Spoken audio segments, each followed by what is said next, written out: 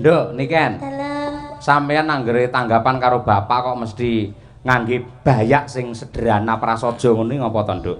Adate lek nang campur sari lek pacakmu kaya Batman ngono kae. Kok Batman to, Pak? Lah nek suwir-suwire ngono ya lho. Nah, kok Batman to? Lah apa? Kayak Teletubbies. Teletubbies ayo. Wingki-wingki kae. Nyapa, Nduk? Iya, karena kalau campur sari itu kan harus menampilkan sebuah gebiar ya, Pak ya. Oh, glamor. Apalagi kalau konser itu harus menampilkan harus beda daripada yang lainnya.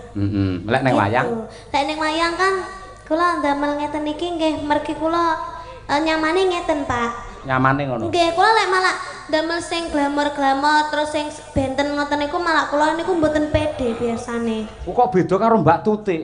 Lek ora tak pengingi udele dikek edop ae kowe. Ayo. Ben iso lap-lap Tutik teko ngono ayo. Wis matur nuwun, Nduk, lemu ngrungkepi malah panyuwunku gandeng sampeyan ki sing tresnani akeh. Dadi ning sanggare bapak karo ibu ki akeh bocah cilik-cilik SD, SMP sing pengin belajar nyinden merga cita-citane pengin dadi sinden kaya Niken Salindri akeh. Wis sumpah ngono kuwi. Gandeng sampean menjadi pedoman, menjadi panutan seorang budayawati yang hebat, sampean kudu menunjukkan kepribadian yang luar biasa. Contoh sing apik, ngono ya, Nduk? Nggih, Pak.